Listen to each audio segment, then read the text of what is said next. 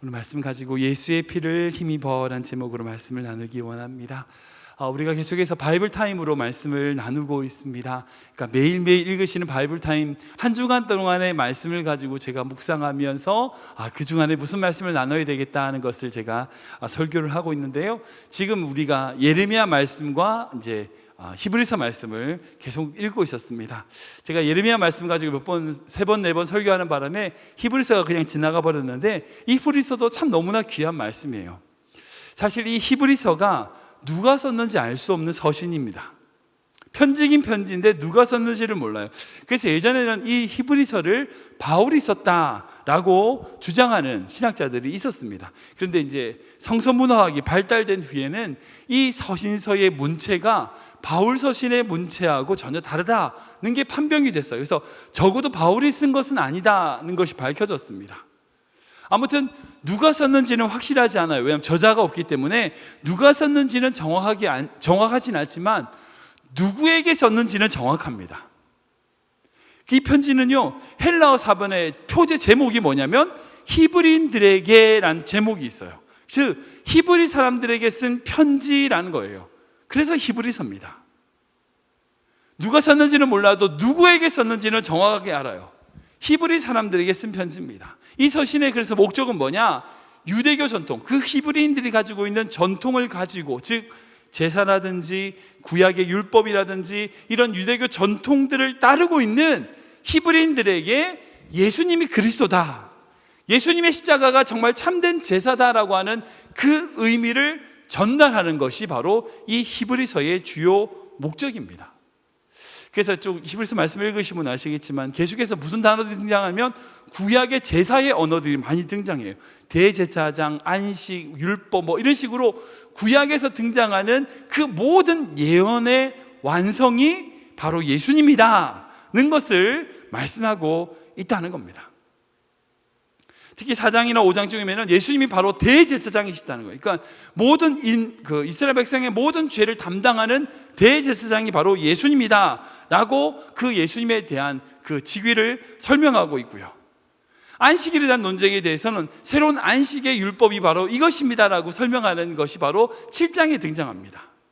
그리고 오늘 10장에 나오는 것은 뭐냐? 바로 제사, 율법에서 말하는 그 제사와 비교해서 예수님께서 하셨던 것이 바로 온전한 제사다는 것을 설명하고 있는 것이 바로 오늘 읽은 히브리서 10장의 말씀이에요. 그래서 히브리 10장은요 이렇게 시작합니다. 우리가 같이 읽어볼까요? 시작. 율법은 장차 올 좋은 일의 그림자일 뿐이요 참 형상이 아니므로 해마다 늘 드리는 같은 제사로는 나아오는 자들을 언제나 온전하게 할 수 없느니라. 아멘, 아멘.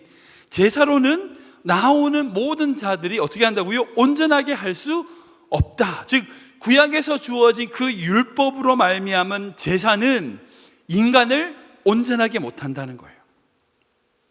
왜냐? 그 구약의 율법은 율법이라고 하는 것, 즉 구약의 제사라는 것은 율법을 기반하는데 그 율법은 뭐냐? 장차 오실 이의 그림자에 불과하다는 거예요. 그 그림자이기 때문에 그 제도로 만들어진 제사가 인간을 온전하게 용서하는데 쓰임받을 수 없다. 만약 생각해 보세요. 그 제사가 완전했다면 예수님 오셨을까요? 오실 필요가 없죠. 오실 필요가 없습니다. 구약의 제사가 완전했다면 예수님이 신약 시대에 오실 필요가 없죠. 그런 십자가의 고난을 받으실 필요가 없어요. 그런데 구약의 제사가 완전하지 않다 보니까 불완전하기 때문에 예수님께서 이 땅에 오셨다는 거예요. 그리고 그 오심으로 말미암아 온전한 제사를 만드셨다는 거예요. 사랑하는 여러분, 구약의 제사는요 율법의 의미는 불완전합니다. 그럴 수밖에 없는 것이 소나 양의 어떤 피 같은 것으로 인간의 모든 죄를 살 수 없어요. 사람이 매년마다 자신들이 지은 죄를 가지고 황소도 잡고 소도 잡고 염소도 잡고 양도 잡고, 여러분 그렇게 하면 할수록 인간의 죄는 쌓여만 갑니다. 그뿐 아니라 인간의 죄뿐 아니라 율법의 한계를 가진 인간이기 때문에 그 제사를 주도하는 제사장의 죄도 있어요.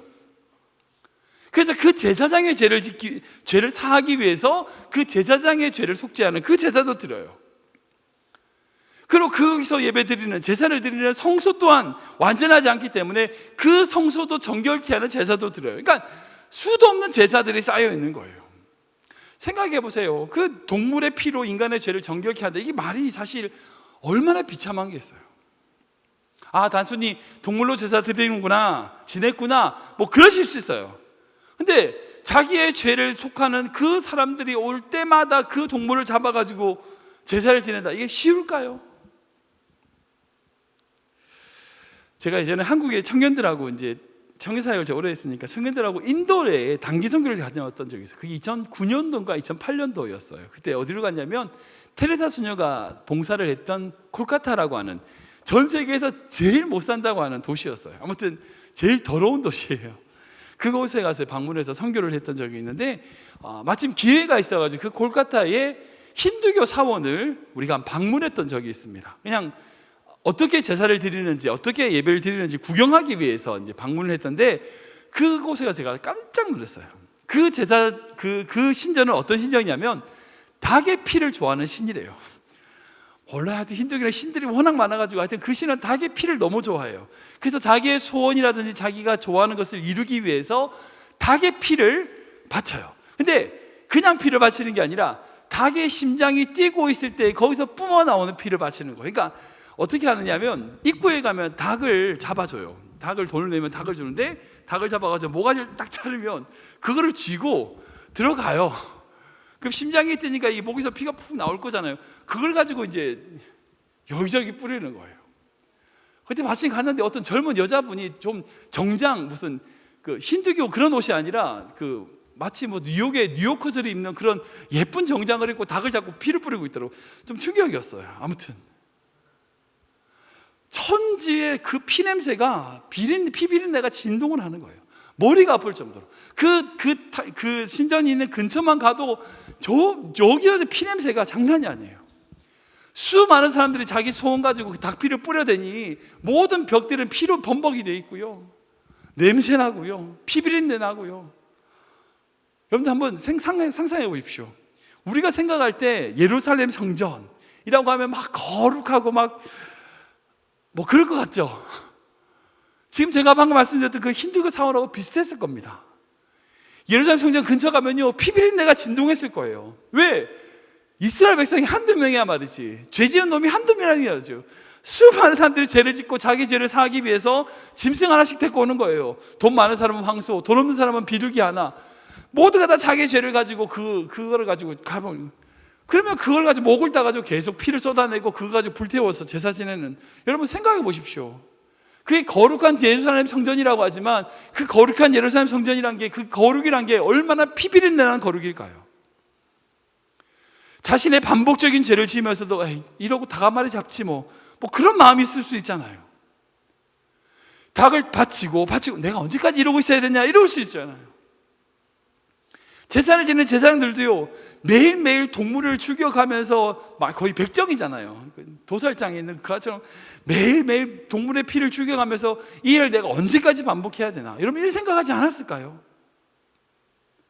이런 불완전한 제사가 구약의 제사라는 거예요.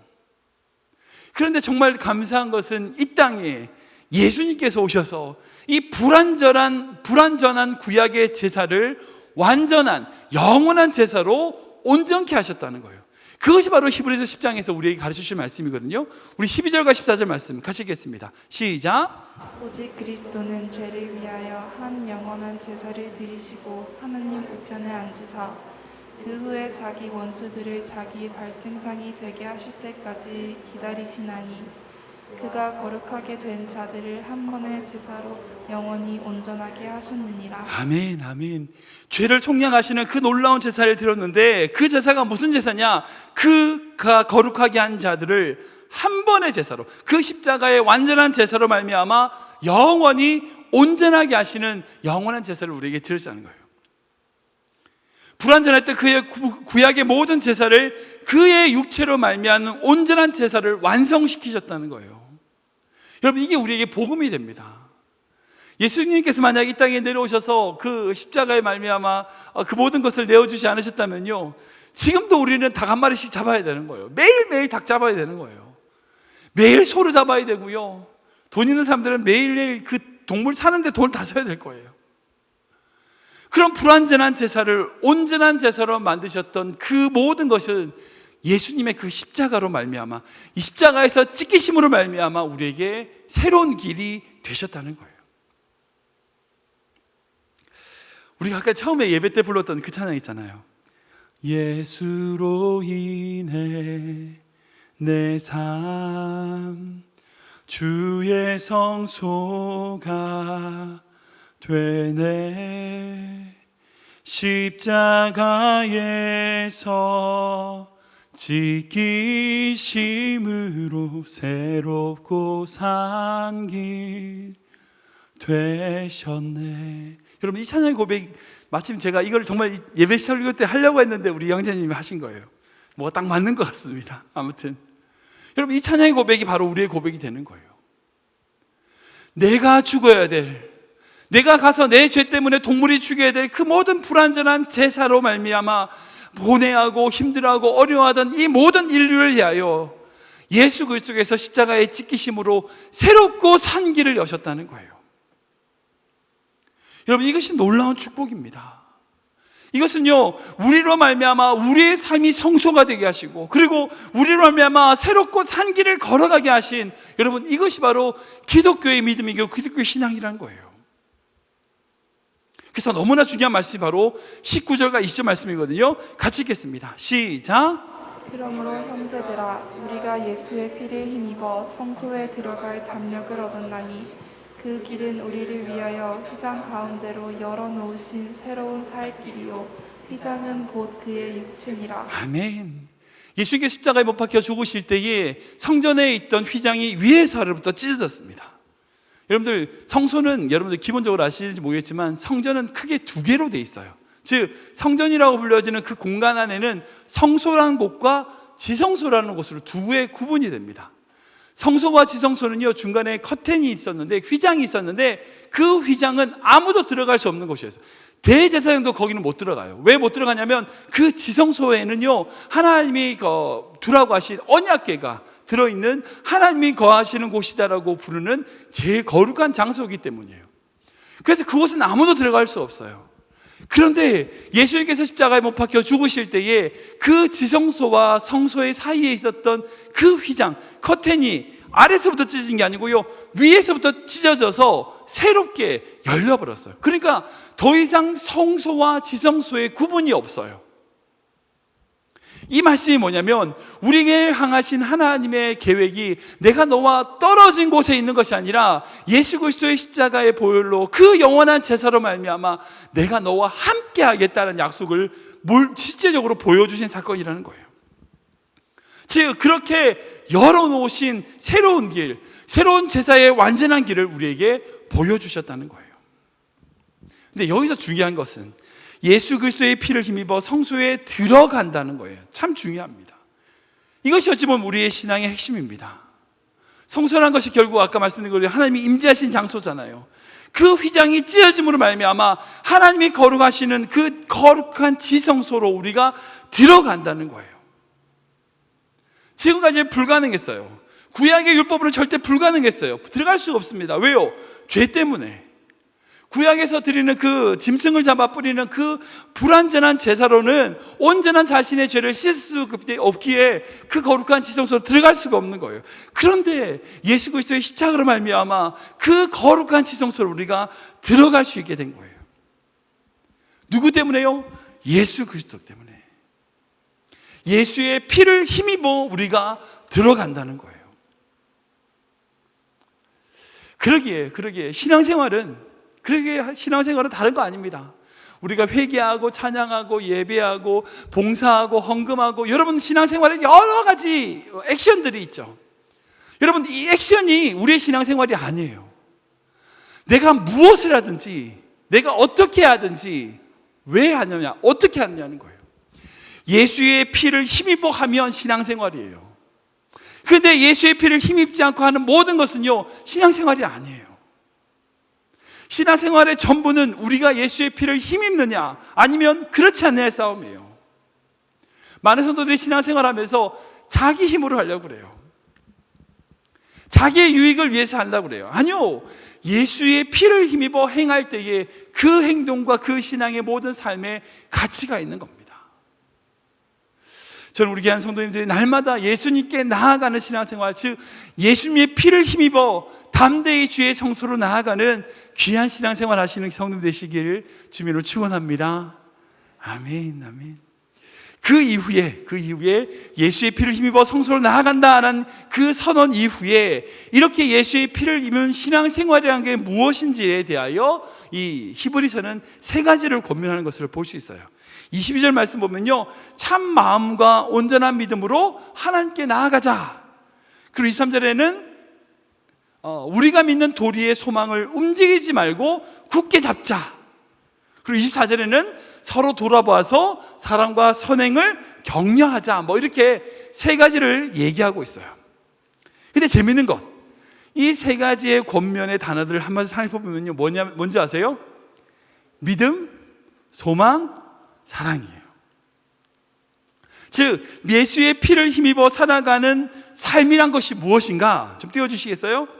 믿음으로 나아가는 삶이란 거예요. 믿음으로 하나님께 나아가는 것이고요, 그리고 우리 하나님은 믿으신 분이시기 때문에 흔들리지 않는 그 소망을 굳게 잡는 것이고요, 그리고 그것을 가지고 서로 돌아봐서 사랑하고 선행하고 섬기는 삶. 여러분, 이것이 바로 신앙생활이라는 거예요. 그래서 재밌는 건 이 이후에 11장, 12장, 13장, 히브리서 11장, 12장, 13장이 바로 요 하나하나씩을 설명해 주고 있어요. 히브리서는 이후에 이제 요 하나씩을 이제 한 장씩 설명해 주고 있는데, 우리가 다 나눌 수는 없지만 오늘 한 가지만, 온전한 믿음으로 나아가는 것이 무엇인지를 한번 구체적으로 좀 나누기 원합니다. 제일 첫 번째가 뭐였어요? 참 마음과 온전한 믿음으로 함께 나아가는 것이다 라고 얘기하는 건데, 우리 22절 말씀 한번 읽어보겠습니다. 시작. 우리가 마음의 뿌림을 받아 약한 앙심으로부터 벗어나고 몸은 맑은 물로 씻음을 받았으니 참 마음과 온전한 믿음으로 하나님께 나아가자. 아멘. 예수의 피로 말미암아 씻음 받은 우리, 예수의 피로 말미암아 거룩하게 된 우리, 참 마음과 온전한 믿음으로 우리가 어떻게 하자고요? 하나님께 나아가자고요. 하나님께 나아가야 된다는 겁니다. 매일 순간 매일매일 하나님께 나아가는 삶을 살아야 됩니다. 그것이야말로 하나님을 만나고 그분의 음성을 들으며 그분이 긍휼을 구하고 또한 때를 따라 돕는 은혜를 얻어야 된다는 겁니다. 이건요, 우리가 나아가야 되는 어떤 의무가 아니라 특권이에요. 우리 히브리서 4장 말씀이거든요. 읽어보겠습니다. 시작. 그러므로 우리는 긍휼하심을 받고 때를 따라 돕는 은혜를 얻기 위하여 은혜의 보좌 앞에 담대히 나아갈 것이니라. 아멘, 아멘. 즉 예수 그리스도의 피를 힘입어 성소, 즉 은혜의 보좌로 나아가야 되는데, 왜 나아가느냐? 때를 따라 돕는 은혜를 주신 그 하나님의 은혜를 구하기 위하여 날마다 나아가야 된다는 겁니다. 여러분, 이것은 의무입니까? 특권입니까? 특권입니다. 분명히 우리가 예수 그리스도를 말미암아 거룩하게 된 자로서 십자가 앞에, 그리고 그 은혜의 보좌 앞에 성소로 날마다 나아가야 됩니다. 마땅히 나아가야 돼요. 우리의 의무 같아요. 그런데 그 의무는 우리의 삶을 은혜로 채우시기 위한 주님의 놀라운 특권이더라는 거예요. 즉 이스라엘 백성을 향한 하나님의 준비된 은혜의 보좌가 있다는 거예요.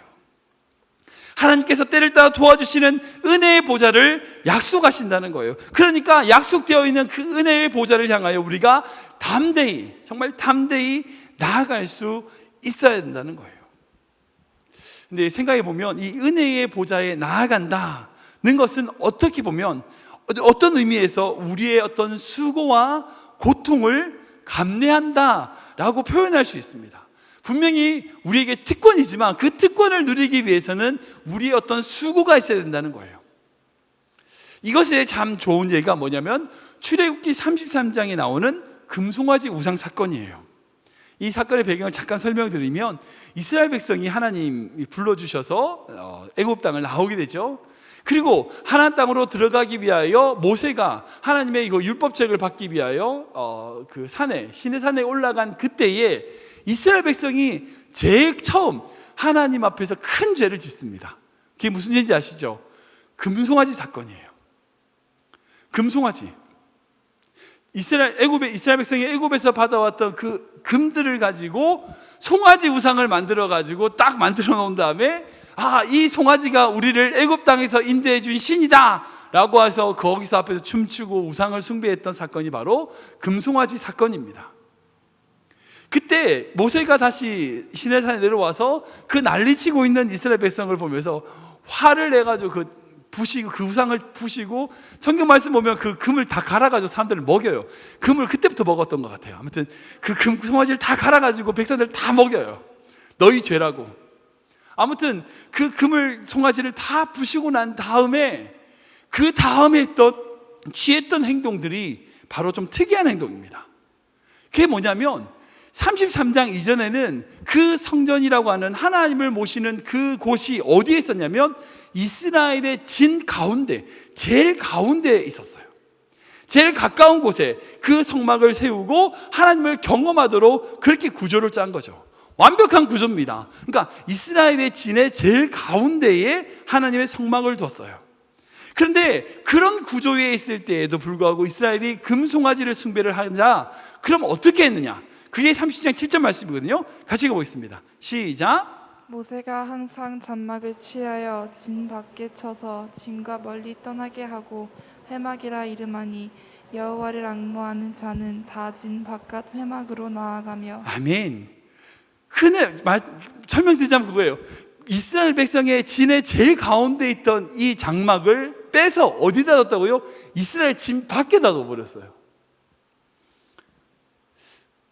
목사님, 제일 좋은 거, 신앙생활에 제일 좋은 거, 제일 편한 거는 제가 정말 이스라엘 진 가운데 성전을 둬가지고 제일 가기 쉽도록 만들고 편하게 해주는 게 좋은 거 아닐까요? 근데 모세는 그 가운데 있던 장막을 빼다가 어떻게 했냐? 진 밖에 뒀어요. 그러니까 어떤 현상이 됐느냐? 하나님을 정말 앙망하고 사랑하는 자와 그렇지 않은 자가 구분이 된 거예요. 그전에는 그 진 가운데 있을 때는 지나가다가 옆집에 개똥이네 집에 가다가도 성전 들리고, 뭐 어디 가다 왜 볼 일이 있으니까 성전 가고, 누구 만나는데 제일 좋으니까 성전에서 만나자, 뭐 이렇게 되니까 누가 정말 하나님을 사랑하여 성전에 나오는지, 아니면 자기가 원해서 자기의 필요에 따라서 나오는지 구분이 안 됐어요.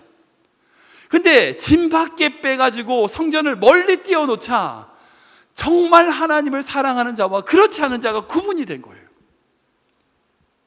그러다 보니까 그들 안에서 형식화되고 체계화되고 자기 안에 습관화되었던 신앙이 아닌 정말 하나님을 사랑하는 마음으로 하나님의 성소로 나아가게 되더라는 거죠.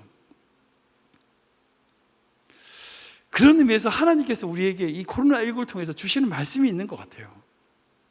지금까지 우리가 너무 편하게 예배드렸던 것 같아요.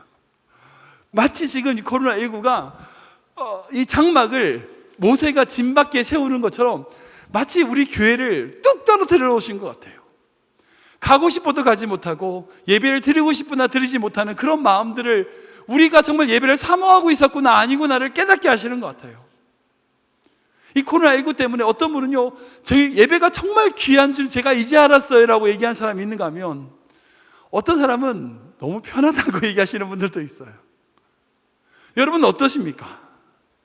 혹시 지금까지 예배를 드려왔던 그 모든 예배들이 형식적이고 습관적인 예배에 빠져 있었던 거 아닙니까? 코로나19로 말미암아 지금 우리 당장 다 같이 모일 수는 없어요. 그러나 우리의 삶에 그 하나님의 지성소를 세워야 돼요. 우리가 바로 하나님의 성소라고요. 우리가 하나님 앞에 나아가는 자리가 되어야 된다고요. 교회로 나오는 것이 아니라 각자의 자리에서 하나님 앞에 나아가는 믿음이 되어야 된다는 거예요. 우리가 이 믿음으로 살아갈 때에 어떤 환경과 상황일지라도, 어떤 환경에 처해 있을지라도 우리가 날마다 은혜의 보좌, 즉 때를 따라 돕는 그 은혜의 보좌 앞에 나아가는 인생이 될 수 있다는 겁니다. 말씀을 정리하겠습니다. 우리 25절 말씀을 읽어볼까요? 같이 읽겠습니다. 시작. 모이기를 패하는 어떤 사람들의 습관과 같이 하지 말고 오직 권하여 그날이 가까움을 볼수록 더욱 그리하자. 아멘. 이 말씀에 있어서 그 당시에 박해로 인하여 어려움이 있다 보니까 함께 모이는 것을 꺼려하는 어떤 그런 신앙생활이 있었던 것 같습니다. 이게 모이느냐 모이지 않느냐 뭐 이걸 얘기하는 게 아니에요. 이게 뭐 비대면이냐 대면이냐 뭐 이거 가지고 한국에서 논쟁이 되게 심한데요. 그걸 말하는 게 아니에요. 여기서 말하는 건 중요한 단어가 뭐냐면 습관이에요. 습관. 어떤 사람의 습관, 하나님의 뜻이 아닌 인간의 계획과 인간의 욕심으로 만들어지는 그 습관, 그 습관과 같이 하지 말고, 이 습관이 뭔지는 모르겠어요. 모이는 것도 잘못된 습관일 수 있어요. 반대로 자기들의 욕심에 따라서 모이는 것도 한 잘못된 습관인 거죠. 이 습관이 중요한 겁니다. 인간의 행위와 인간의 목적에 따라서 이루어지는 그들의 습관을 따라가지 말고 어떻게 하라고요? 그날이 가까움을 볼수록 더욱 그리하자. 아까 말씀드린 그 세 가지예요. 믿음으로 나아가는 것, 소망을 붙드는 것, 사랑으로 섬기는 이 모든 것을 더욱 하자. 왜? 마지막 때가, 그 날이 가까움이기 때문이라는 거예요. 지금 이 땅을 살아가는 모든 사람의 큰 문제, 없는 사람이 있죠. 어려움이 없는 사람들을 보면 눈에 띄는 공통점이 있습니다. 그게 뭐냐면 마지막을 생각하지 않는다는 거예요. 마지막을 생각하지 않아요. 내가 그렇게 살면 어떤 결과가 될 거라고 생각하지 않아요. 그냥 해요. 여러분들, 우리가 그런 신앙생활을 하고 있는지 아닌지 스스로 생각해 봐야 됩니다. 우리가 하나님께 나아가지 않는 그런 신앙생활을 할 때에 어떤 잘못을 하느냐? 그날이 있음을 잊어버리는 거예요. 그날이 다가오는 것을 잊어버리는 거예요. 그걸 망각하는 거예요. 사랑하는 성도 여러분, 주님이 오실 날이 가까우고 있습니다. 그날이 가까우고 있어요. 우리 주변의 소식만 봐도, 뉴스를만 봐도 정말 그렇잖아요. 정말 더 그런 것 같아요. 우리가 그날이 되면 주님 앞에 서서 각자의 삶을 평가받게 될 것입니다. 얼마나 하나님 앞에 나아갔는지, 얼마나 소망을 붙들었는지, 얼마나 사랑으로 섬기고 선행을 했는지 하나님이 우리 삶을 보자 하실 거예요. 여러분, 그때 여러분 어떤 삶을 하나님께 보이시겠습니까? 예수의 피로 힘입어, 예수의 피로 힘입고 살아가는 그 신앙생활을 해나감으로 말미암아 이후에, 그때에 하나님이 잘했다 충성된 종아 칭찬할 수 있는 여러분 되시길 주님으로 축원합니다. 날마다 삶 속에서 여러분들 지금까지 가지고 있었던 신앙생활을 벗어버리고 정말 하나님이 기뻐하시는 신앙생활이 무엇인지 깨닫고 날마다 한 걸음 한 걸음 주님 앞에 나아가는 귀한 성도 되시길 주님으로 축원합니다. 아멘. 기도하겠습니다. 사랑의 주님, 우리가 날마다 예수의 피를 힘입어 성소로 나아가는, 은혜의 보좌로 나아가는 삶이 되게 하여 주시옵소서. 지금 이 세상을 보면 어둡습니다. 이제 마지막 때가 다가오는 것 같습니다. 그 마지막 날이 다가올수록 주님, 더욱 주님께 나아가는 삶이 되게 하시고, 우리 힘이 아닌 예수의 피를 힘입어 사는 인생 되게 하여 주시옵소서. 예수님의 이름으로 기도하옵나이다. 아멘.